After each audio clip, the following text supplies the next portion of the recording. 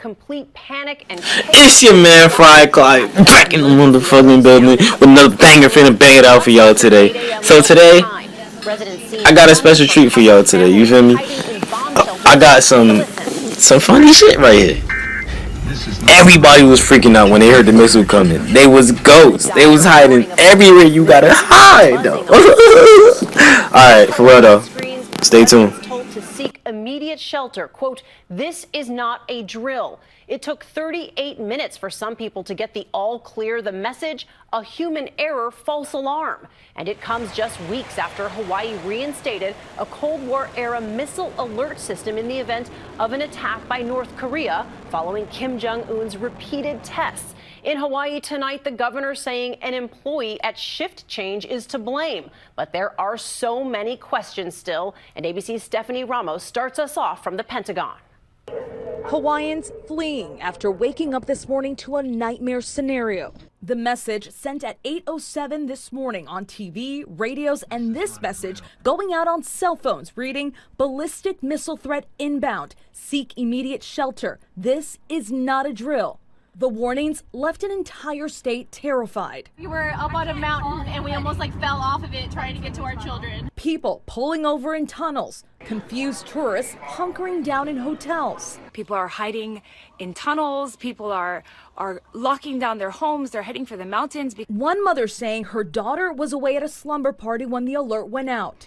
And so she calls me because they're all getting the alert and she's like, "Mom, what are we supposed to do?" And I'm like, all right, stay there. If something happens, no matter what, do not leave that house. Families filling up their bathtubs with water and stocking up on supplies.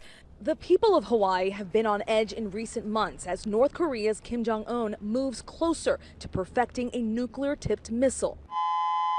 Just last month, Hawaii tested their nuclear attack warning sirens for the first time since the 1980s. But this alert was not real. 12 minutes after the alert, Congresswoman Tulsi Gabbard was the first public official to say this is a false alarm in a tweet. NORAD and Pacific Command, with assets in place to detect a missile approaching, saw the state had not corrected the alert, so they clarified, saying the message was sent in error. But Hawaiian officials didn't send out that correction message statewide for 38 minutes. This should not have happened. The state's governor says this false alarm was a result of human error. It was a procedure that occurs at the change of shift where they go through to make sure that the system is working and an employee pushed the wrong button. But tonight, many are asking, why did it take so long for a correction to go out? We need to work on the response time. If anything like this happens, the cancellation got to go right away. Definitely some very big questions right now. And Stephanie joins us live from the Pentagon, where you've been speaking to military brass all day. Stephanie, those warning systems are controlled by federal agencies, but tonight the blame is being placed squarely on Hawaii.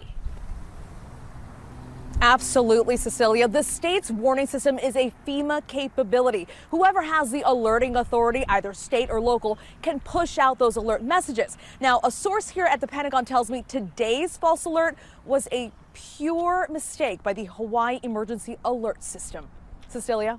Stephanie Ramos leading us off tonight. Thank you. And while human error may be to blame, the chaos and confusion in Hawaii today seem to reveal a system not ready for the real thing. I want to bring in ABC News contributor and retired Marine Colonel Stephen Ganyard. Steve, as you have talked about so many times before, the threat from North Korea obviously very real, but people today clearly did not know what to do. Cecilia, this reaction, this panic that we saw in Hawaii probably never would have happened just a few months ago. But now that we've seen North Korea demonstrate a nuclear capability, threaten the United States with nuclear war, we need to go back to the future, go back to those Cold War days when we took civil defense seriously and make sure that our warning systems are in place, that they work, and we can't have a problem like we had today that was based on a simple human error. A big problem there, Colonel.